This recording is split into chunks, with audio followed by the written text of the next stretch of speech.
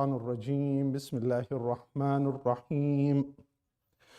تبارك الذي نزل الفرقان على عبده ليكون للعالمين نذيرا. الذي له ملك السماوات والأرض ولم يتخذ ولدا ولم يكن له شريك في الملك وخلق كل شيء فقدره تقديرا. واتخذوا من دون الله آلهة لا يخلقون شيئا وهم يخلقون ولا يملكون لأنفسهم ضرا ولا نفعا ولا يملكون موتا ولا حياة ولا نشورا. وقال الذين كفروا إن هذا إلا إفك افتراه وعانه عليه قوم آخرون فقد جاءوا ظلما وزورا. وقالوا أساطير الأولين اكتتبها فهي تملي عليه بكرة وأصيلا.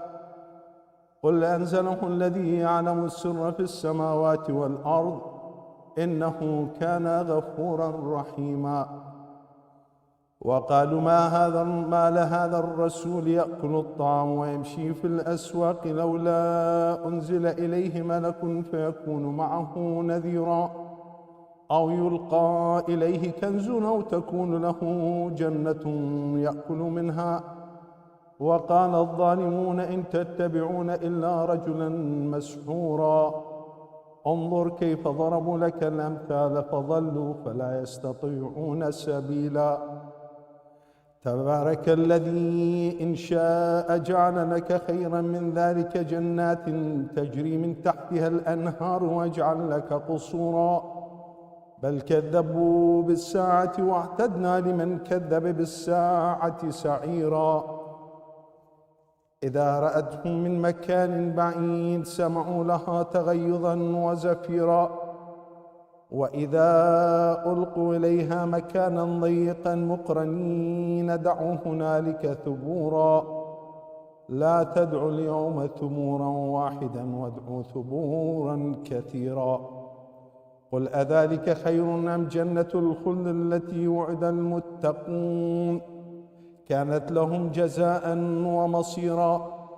لهم فيها ما يشاءون خالدين كان على ربك وعدا مسئولا. ويوم احشرهم وما يعبدون من دون الله فيقول أأنتم أضللتم عبادي هؤلاء أم هم ضلوا السبيل. قالوا سبحانك ما كان ينبغي لنا أن نتخذ من دونك من أولياء ولكن متعتهم وآباءهم حتى نسوا الذكر وكانوا قوما بورا. فقد كذبوكم بما تقولون فما تستطيعون صرفا ولا نصرا. ومن يظلم منكم نذقه عذابا كبيرا. وما أرسلنا قبلك من المرسلين إلا إنهم ليأكلون الطعام ويمشون في الأسواق وجعلنا بعضكم لبعض فتنة أتصبرون وكان ربك بصيرا. وقال الذين لا يرجون لقاءنا لولا أنزل علينا الملائكة أو نرى ربنا أو نرى ربنا لقد استكبروا في أنفسهم وعتوا عتوا كبيرا. يوم يرون الملائكة لا بشرى يومئذ للمجرمين ويقولون حجرا محجورا. وقدمنا إلى ما عملوا من عمل فجعلناه هباء منثورا. أصحاب الجنة يومئذ خير مستقرا وأحسن مقيلا. ويوم تشقق السماء بالغمام ونزل الملائكة تنزيلا. الملك يومئذ الحق للرحمن وكان يوما على الكافرين عسيرا. ويوم يعض الظالم على يديه يقول يا ليتني اتخذت مع الرسول سبيلا. يا ويلتي ليتني لم اتخذ فلانا خليلا لقد أضلني عن الذكر بعد إذ جاءني وكان الشيطان للإنسان خذولا. وقال الرسول يا رب إن قومي اتخذوا هذا القرآن مهجورا. وكذلك جعلنا لكل نبي عدوا من المجرمين وكفى بربك هاديا ونصيرا. وقال الذين كفروا لولا نزل عليه القرآن جملة واحدة كذلك نثبت به فؤادك ورتلناه ترتيلا. كمل ولا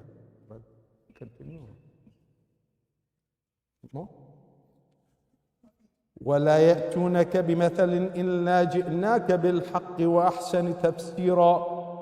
الذين يحشرون على وجوههم إلى جهنم أولئك شر مكانا وأضل سبيلا. ولقد آتينا موسى الكتاب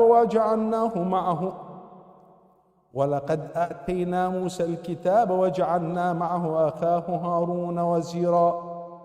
فقلنا اذهبا إلى القوم الذين كذبوا بآياتنا فدمرناهم تدميرا. وقوم نوح لما كذبوا الرسل أغرقناهم وجعلناهم للناس آية واعتدنا للظالمين عذابا أليما. وعادا وثمود وأصحاب الرس وقرونا بين ذلك كثيرا. وكلا ضربنا له الأمثال وكلا تبرنا تتبيرا. ولقد أتوا على القرية التي أمطرت مطر السوء أفلم يكونوا يرونها بل كانوا لا يرجون نشورا. وإذا رأوك إن يتخذونك إلا هزوا أهذا الذي بعث الله رسولا إن كاد ليضلنا عن آلهتنا لولا أن صبرنا عليها. وسوف يعلمون حين يرون العذاب من أضل سبيلا. أرأيت من اتخذ إلهه هواه أفأنت تكون عليه وكيلا. أم تحسب أن أكثرهم يسمعون ويعقلون إن هم إلا كالأنعام بل هم أضل سبيلا.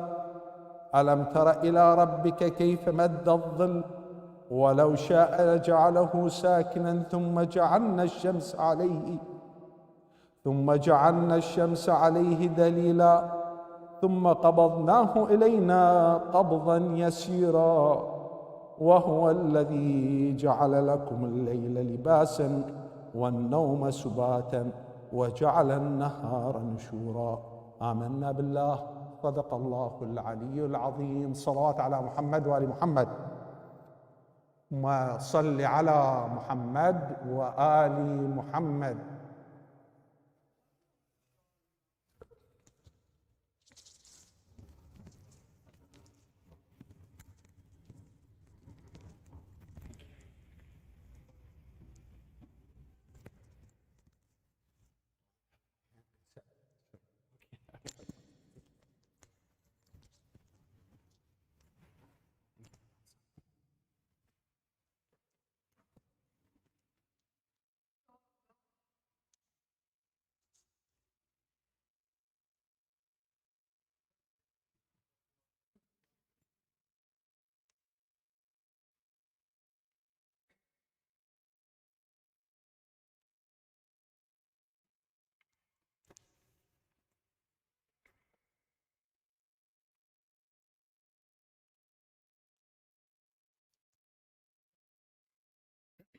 صلوا على محمد وآل محمد.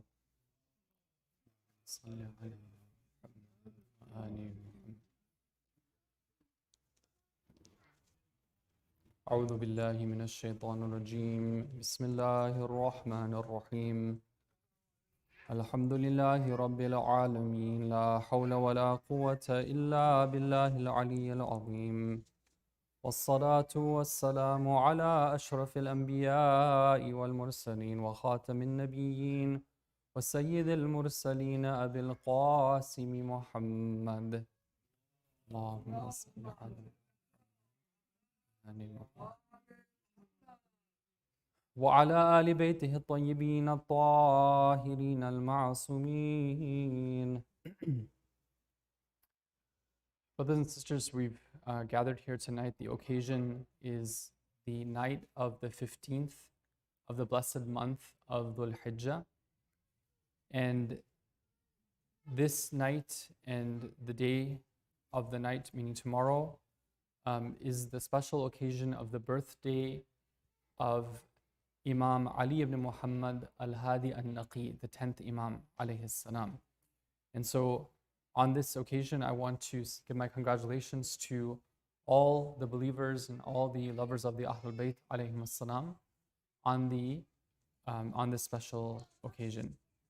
May Allah Ta'ala make us amongst those who are committed to the cause of the Ahlul Bayt alayhim salam. And may Allah reward you all for your commemoration and your effort in taking part in this blessed gathering. In order to attract the special attention of Allah and the special attention of the Imam of our time to this gathering, I would ask you all to recite a beautiful united salawat.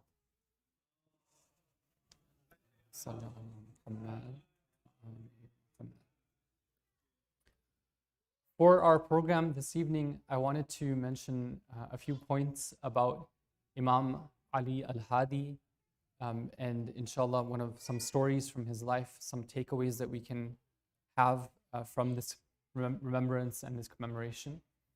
And then inshallah, towards the end, we'll have a small Kahoot game where those of you who are online can join those of you who are here, and we can have a little bit of competition and see how much we know about the Imam. Some of the questions that will be on the Kahoot are based on the speech, inshallah, that I'm giving right now. So hopefully that should be some motivation to listen and recall, because then you'll do better on the Kahoot. So when we talk about Imam Ali ibn Muhammad al-Hadi, Imam Ali al-Naqi alayhi salam, one of the biographers, he tried to describe the Imam. And when he starts to describe his characteristics, he says things like, that when it comes to somebody and their demeanor, their outward treatment of other people, Imam al-Hadi was the topmost, the most excellent. And when it came to his speech, he was the one who was the most truthful in everything that he would say. And when it came to his appearance, he was the most handsome of all the creations and the creatures of God who were walking on the earth at that time. When he was silent, it was evident that he was dignified. Dignity would come from him when he was silent. And when he would speak, his words would emanate greatness. And so on and so forth. And this is just one of many who have tried to describe the Imam alayhi salam. Some of the contemporaries of Imam al-Hadi, those who were not followers of the Ahlul Bayt, but they were people who recognized the greatness of the Imam, they would say that there is no one that we know who has the knowledge of Imam Ali ibn Muhammad al-Hadi alayhi salam. But what I'd like to, inshallah, speak about this evening is one of the important teachings of Imam Ali ibn Muhammad al-Hadi, Imam Ali al-Hadi alayhi salam, which was the teaching about the special position of the Imam. You all know that Imam al-Hadi alayhi salam is the one who taught us the ziyarah, which is known as Ziyarah Jamia al-Kabira. Ziyarah Jamia al-Kabira is something which is a very rich treasure that we have from the Ahlul Bayt alayhim as-salam. When you look at the great treasures that we have, the Ahlul Bayt alayhim as-salam gave us treasures in the form of knowledge, in the form of supplications, in the form of ziyarat. Ziyarat meaning texts that we can recite when we want to talk to them, that introduce who they are and their characteristics. Ziyarat Sham Kabira is one of the most famous and one of the greatest texts that we have for the ziyarah of the Ahlul Bayt alayhim as-salam. Ziyarat Sham Kabira, Ayatul Jawadi Amudi, Hafidahullah, one of the greatest scholars who is alive today, just to give you an idea of how great Ziyarat Sham Kabira is, he says that if you want to know its greatness, then look at Dua Joshan al-Kabir. All of us are probably familiar with Dua Joshan al-Kabir. In Dua Joshan al-Kabir, we have been taught by our Prophet approximately 1,000 names of Allah. And these names of Allah encompass all different dimensions of Allah's greatness and perfection. Somebody who doesn't have the introduction and the profile that Dua Joshan al-Kabir gives us, they might think of God as being, like for example, a God who is a creator, but not one who's very involved with our daily lives. Or they might think of God as being involved with our daily lives and being very powerful and mighty, but not being very merciful. Or they might think of him as being merciful and being mighty, but not being very just, or so on and so forth. And you see people throughout history have come up with different notions of who God is. And many times their understanding of God is limited. But the teachings of the Quran and the teachings of the Ahlul Bayt, they show us that Allah is perfect and He is completely perfect in all dimensions. We can't limit Him and say He's this, but He's not that. And one of the best reflections of that is the dua which is known as Joshan al-Kabir. And every Ramadan, we get a chance to go through that and we call upon Allah by all those perfect names. Now similarly, when it comes to the Ahlul Bayt, when it comes to the Imams, alayhimus salam, there are people who have sometimes a limited understanding of the role of the Imams. For example, there are people who say that, well, the Imams are great. Why are they great? Because they are the children and the family of the Prophet sallallahu alaihi wasallam. Now, because they're the family of the Prophet, that's why they're great. And why are they great? Because of that. And that's pretty much it. And there are many Muslims who don't understand anything about the greatness of the Ahlul Bayt beyond the fact that they are the family of the Prophet. What have they done? They've limited the understanding. There are others who say that, oh, we understand that they are the children of the Ahlul Bayt, and they are useful to us when we commit sins. Why? Because we know that one of the greatest ways of getting Allah's forgiveness and His mercy is by going to the doorstep of the Ahlul Bayt and asking and begging the forgiveness of Allah at their doorstep. So we see throughout history, many people have traveled to the shrines of the Ahlul Bayt and they've said that, we're sinners, we need forgiveness from Allah, and they've actually had transformational experiences. Even if they didn't recognize anything more about the Ahlul Bayt, just they understood that these are special people and their graves are special sites that we can get the mercy and the forgiveness of Allah. That's sometimes the understanding. Sometimes people understand the Ahlul Bayt and they say that they are channels of Allah's rizq. There was a brother who, for many years, he was struggling. He really wanted children, and he was not being given a child. He was not a follower of the Ahlul Bayt per se. He was not somebody who had grown up being a Shia of the Ahlul Bayt. But he knew from his friends that one of the ways that you can be given and get the rizq of a child was to ask Imam Hussein alayhi salam.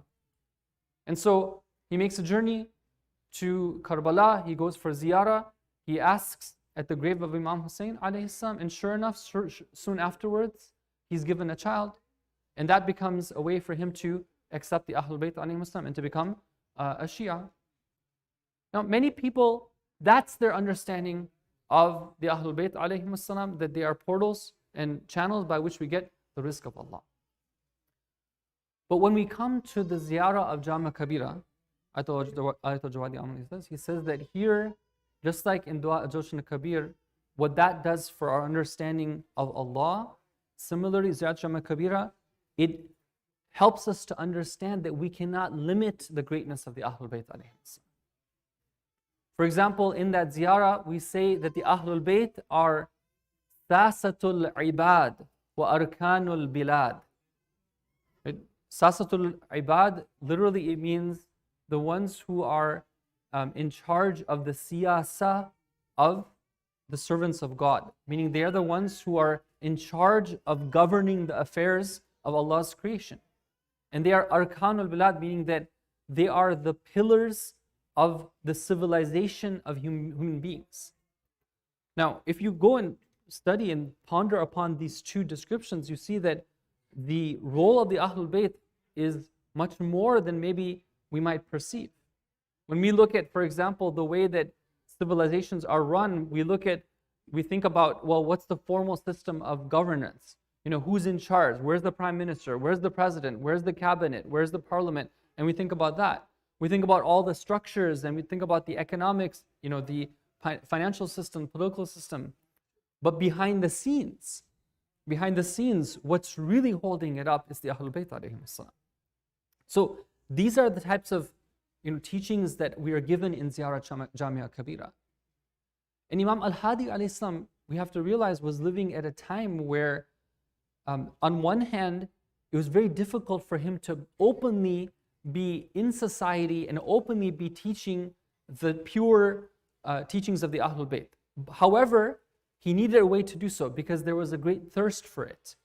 People needed those ma'arif, they needed those deeper, that deeper knowledge and those deeper teachings. And he did this through the means of Ziyarah Jamia Kabira and through the different encounters he had with individuals. So inshallah, I'd like to spend a few moments discussing some of the incidents that we have, the life of the Imam, that show us how he was guiding different people. There's one incident that we're told, there was a man named Fath ibn Yazid. Fath was one of the people associated with Mutawakkil. He was part of the Abbasid regime. The Abbasid Khulafa, they were an oppressive regime. He was part of them. He was paid by them. He was one of those people who was sent by Mutawakkil to force the Imam to go from Medina to Samarra. Okay? Now, Fath was during this journey where he was in charge of basically like forcing the Imam to go away from his home. He was observing the Imam, and he saw that the Imam alayhi salam was somebody who was filled with wisdom. And he was very impressed with what he saw. He had something in mind, but what he saw was different. So sometimes he would go near and he would hear the Imam speaking about different topics, and these were things which very much impressed him. So sometime along that journey, he decides to approach the Imam and to talk to him one-on-one. So when he goes near him, before he can even speak, the Imam starts speaking to him. And he says, "O Fath," and he begins by saying, "Man ata'a al-khaliq falam yubali bi sakhat al-makhluqin." He says that, "O Fath, whoever obeys the Creator, that person will never be concerned about the creation being upset with him." Okay, he begins by telling Fath something which is very important. Fath, of course, was in a struggle because he had been brought up with a certain way. He was being paid by the Abbasids, and now he's seeing that the very man he came to basically imprison and eventually, he knows he's going to be killed. He sees that actually he's very impressed by him. So the Imam ﷺ tells him that, this struggle that you're going through, you should realize that, never be worried about if you're going to be subject to like the anger of Mutawakkil, or the Khalifa of the time. You follow the right path and everything will work out for you.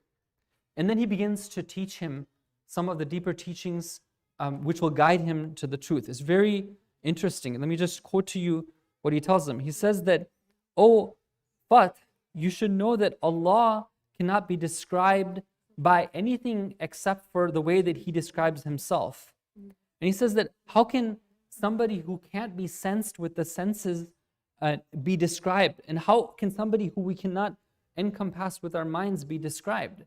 And then he begins to explain, different aspects of Tawheed and Allah's infiniteness. And then he goes on to say, he says that now that you understand that, let's talk about the Prophet Muhammad sallallahu alaihi wasallam.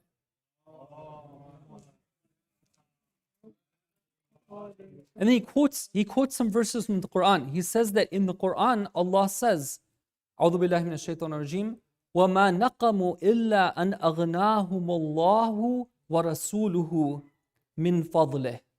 Okay, in this verse, Allah says that He and His Messenger will bring them out of poverty from the fadl and the bounty of Allah. It's one of those verses where it's from the Quran, where Allah described something that He's doing, and then He describes the Prophet as doing the work of Allah. Here, Allah is doing something, and then the Prophet. Okay, now, he's saying that the Imam al-Islam is teaching fath. He's saying that, look at the Quran. How can you describe somebody that Allah puts in the same sentence as Himself? Right? And then he quotes another verse from the Quran. He says that, "Ya laytana ata'na Allah wa ata'na ar-rasula." This is also from the Quran. That where there's people who will be regretful. They'll be like saying that, "Oh, woe be to us if only we had obeyed Allah and we had obeyed His Messenger." Again, Allah is describing Himself and describing the Messenger in the same breath.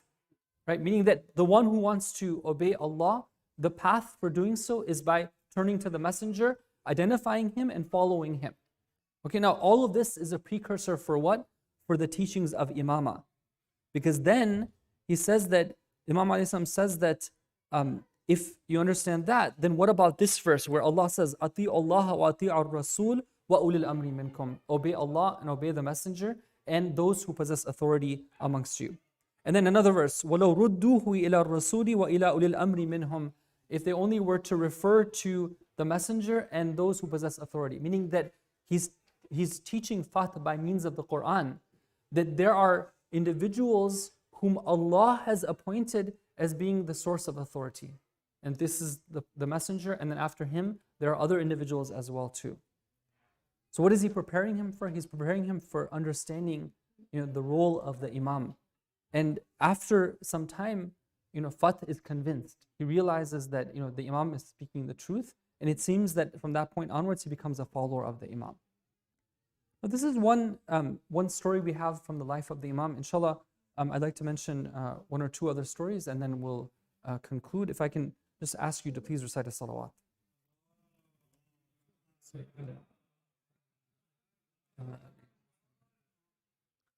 One of the other examples we have is from the life of Imam Hadi alayhi salam is the story of Yusuf ibn Yaqub. Yusuf was a Christian man who was living in one of the cities of Iraq. But he was somebody who was in touch with the Muslim community. His profession was that he was a scribe, and there was a certain event that took place where after that event, Mutawakkil summoned him to his court. Now, at that time, Mutawakkil was famous for being a tyrant. And anybody who gets summoned to the court is obviously worried that maybe he will never return. He's worried that he's going to be killed. So Yusuf ibn Yaqub, he had a friend who was one of the Shias, and he goes to him and he says that, look, this has happened to me. I've been summoned by Mutawakkil. I've made the intention to take out 100 dinars from my wealth and to gift it to Imam Hadi alayhi salam as a means of being protected from whatever is going to happen to me from Mutawakkil. Now, I just want to, in case it was missed, the detail that was mentioned, that Yusuf ibn Yaqub was a Christian. Why would he be giving money to the Imam of the time? Right? We understand from this that there was a culture that existed at that time of understanding that the Ahlul Bayt alayhim wasalam were special individuals. Even if for people who were not Muslim, they knew that there was something special about these people. And sometimes in life's difficult challenges, they would go to them and they knew that this was a way of having the problem solved. And we find that, just as a side point, we find that in today as well. Right? How many people who are not necessarily committed followers of the Ahlul Bayt alayhim wasalam, they still are very keen on performing the ziyarah of Arba'in. You've all seen the pictures of different groups of Muslims, Shia Muslims, Sunni Muslims, they're performing ziyarah of Arba'in. You find even some Christian priests, they're also going for ziyarah of Arba'in. Why? Right? Because they know that there's something special here. In the commemorations of Ashura in different countries, different Muslim countries, you find that everyone goes into the street. Muslims, Shia, Sunni, even Hindus, right? They go, and even sometimes Jews, they come and they participate because they know that there's something special with the Imams of the Ahlul Bayt. So Yusuf ibn Yaqub, he is aware of this. So he goes to Samarra, he travels there, and he says to himself, look, this is the first time I've entered the city. I don't want to be officially associated with Imam Hadi because I know that he's being persecuted. Let me first go to his home and give the 100 dinars, and then I'll go to Mutawakkil. So as soon as he gets near the house of the Imam, he sees that there's a servant standing outside, and the servant greets him and he says that, are you Yusuf ibn Yaqub? And he says that, yes, I am. And he's really surprised, like, how did this man know who I am? And he says that, come inside, the Imam has been waiting for you. So he says, okay, well, this is the first sign that there's something special here. When he goes inside, the servant tells him, he says that 100 dinars that you brought with you, can you please give it to me? So again, this is now, he hadn't told him anything, but he realizes that this man already knew who he was and why he was there. So he takes it out, he had wrapped it up, he gives it to the servant. And then he says that, okay, the Imam is now ready to see you. So when he sees the Imam, he's overjoyed. And he says that, I feel like that you're on the truth. I mean, you are somebody who, how did you know these things about me? So the Imam tells him something very interesting. He says to him that, Hayhat, he says that as for you, you are not going to be guided in your life to this path. But you will go to Mutawakkil and you will be safe. This charity that you've given, this money that you've given as a means of protection, it's going to be something that protects you. You'll be fine. One day, you will be blessed with a son. And that son will one day become our follower. And he says to him that there are some people who say that our wilaya, meaning following and being committed to us and recognizing our authority, that our wilaya has no effect on people like you. But I say that they are wrong. It does have an effect. Meaning that even for somebody who is a Christian, for them to know about the Ahlul Bayt, it can have an impact in their lives. So soon afterwards, this man, he goes in Mutawakkil. Yusuf ibn Yaqub goes in Mutawakkil. Whatever the matter is, he takes care of it. He's safe. He's not killed. And he returns back home. And there he tells his friend what took place. Now, some years later, Yusuf ibn Yaqub passes away. And that man who heard this story, after some time, he goes and he visited his son. He was gifted with, he was blessed with a son. And he realizes that his son, on his own accord, he had converted to Islam, reverted to Islam, and he became a follower of the Ahlul Bayt. Now, here in this story, we see, there's a lot of incredible points that we see. Sometimes, the effects of our actions might be seen in generations afterwards. Whether it be a good action, whether it be a bad action, it can be something which affects us and affects our future generations as well. We can see here that sometimes guidance comes, but there are reasons. Maybe people are stubbornly stuck with tradition. They're too embarrassed to accept the truth, so they don't follow that guidance. But because of some goodness that they have, their family and their next generations are blessed with on account of some of the goodness that they had. So this is one of the very incredible stories that we have from the life of the Imam. The last story that I wanted to share with you on this evening was the story of Abu Musa. Abu Musa was, and this is, I want to end on a note of inspiration for all of us, inshallah. Abu Musa was one of the committed followers of Imam Hadi alayhi salam. And one day Abu Musa goes to visit the Imam, and when the Imam sees him, he says to him that, Abu Musa, I see that you're somebody who is a happy person. You're content. And Abu Musa tells him that, yes, indeed. Why am I happy? Bibarakatika. It's because on account of your blessing. Now, this one line right here, I think it's a very powerful line. It's something that we can really ponder upon. That a true follower of the Ahlul Bayt, when they recognize what they have, the value of what they have, the connection that they have with the living Imam, when they recognize the incredible status and undescribable status of the Imam, when they recognize that that Imam has been appointed by God as being the one who's in, the representative and the one who's in charge of the affairs, that gives them a lot of satisfaction. They're able to deal with, life's challenges and life's problems in a way which others cannot. And the Imam recognizes this in his follower. Now, he realizes also that Abu Musa has a question for him. He says that, what is it that you have? What is your question? Abu Musa asks him, he says that, most other people, they're not able to stay strong. They are somehow going to the side of the Khalifa. They're involved with the Abbasid apparatus. They connected to them. They can't stay away from them. But you and your true followers, you guys, you're never on that side. You remain, your lines are firm.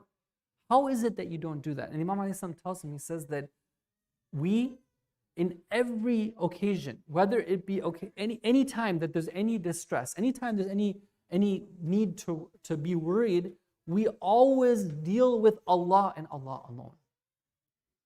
And we've found that whenever we turn to Allah, Allah is always there to answer us.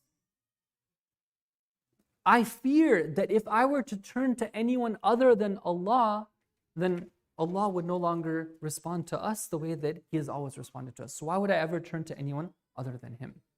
And so the Imam al-Islam gives a very practical way of following his path, which is one of always recognizing where is the truth, always relying on Allah, and rejecting those symbols and those representatives of falsehood. So on this special day, we ask Allah Ta'ala to grant us the awareness of the Ahlul Bayt alayhim as-salam. May He increase our ma'rifah. May He help us to be inspired by the examples of these great followers and even more by the Imams alayhim as-salam. Inshallah, we hope that we can be counted among their true followers. In the minutes that remain, I wanted to see if we could do it's a Kahoot game that's about 6 questions. Many of the questions are based on the speech that inshallah all of you heard, and we're going to invite the people online to join us as well. So inshallah, if you can recite a salawat, we're going to load up the Kahoot game.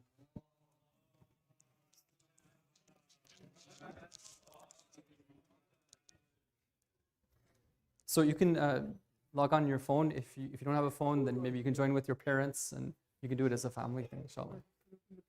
Okay, and you can look at the projector as well. It's a Kahoot code. I can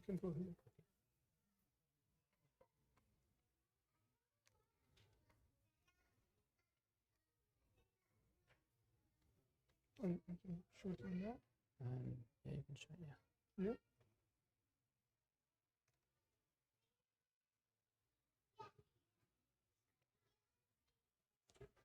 So you can go to kahoot.it, and then the game pin is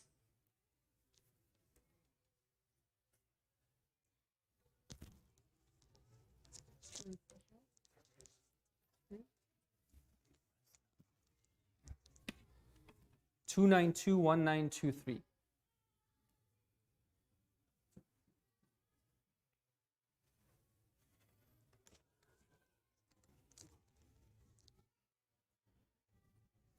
Give me the full screen. Can I do full screen?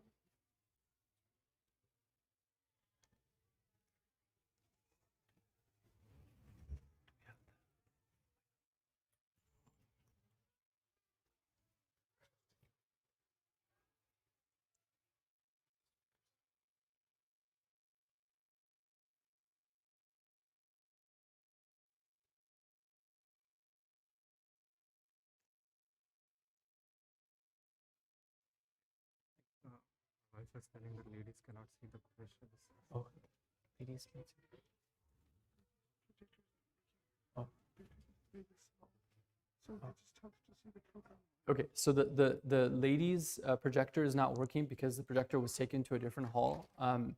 So they can either load up the live YouTube stream, or they can just go to kahoot.it and put in the game pin. The game pin is 2921923. Oh, I guess they'll have to watch the live stream to see the questions, though. Yeah, so they'll have to load the live stream on their device, and then also go and load up the game. Sorry, apologies for this, but unfortunately we had some technical issues.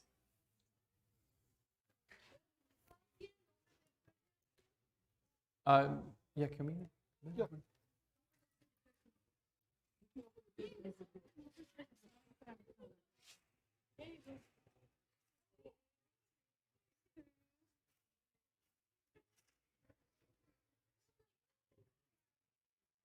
Okay. So we're gonna have to start because we're running out of time. There's only 6 questions. It's gonna go fast once we start, but I don't want to go over time. So I'll just wait just a few seconds, and then we are going to. Okay, so 2921923. We are gonna go ahead and begin.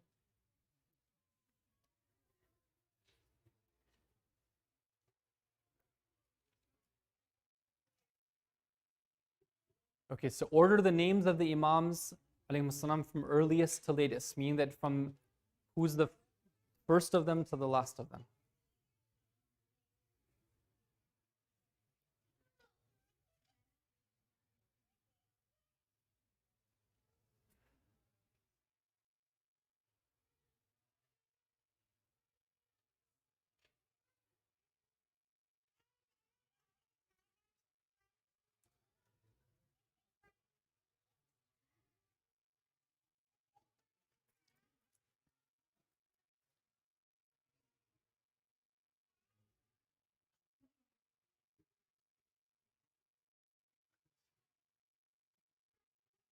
Can you make it over here?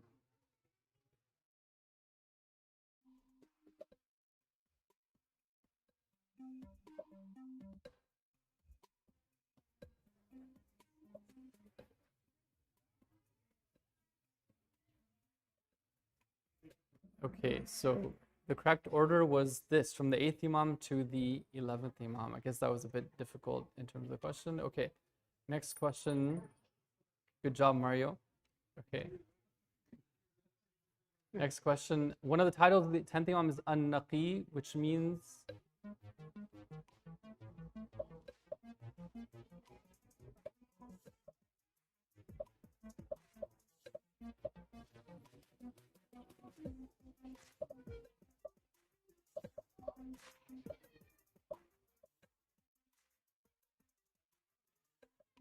so al-Naqi means the pure one, which most of you got, alhamdulillah. Oh, Mario has dropped off the list. Where's Luigi? Okay, this famous structure was built by the Khalif al-Mutawakkil, the one who we spoke about in the speech.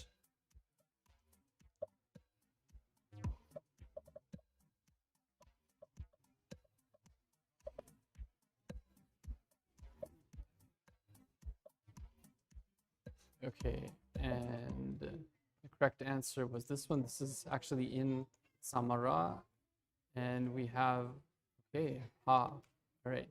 And question 4, what reasoning did the Imam give Abu Musa for not relying on Mutawakkil? We spoke about that in the speech.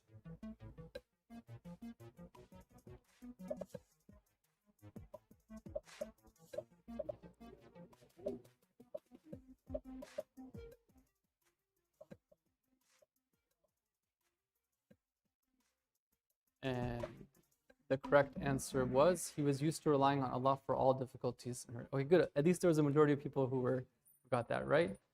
Okay, and second to last question. As a Jamia Ziyara is called Jamia because what? Right, why is it called Jamia?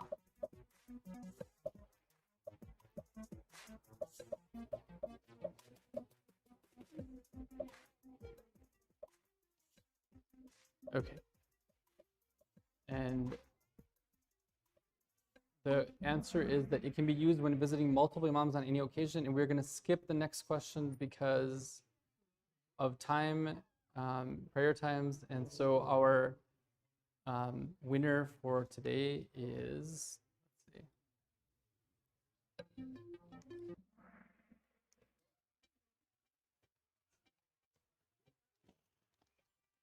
Ha in third place. Good job, Ha.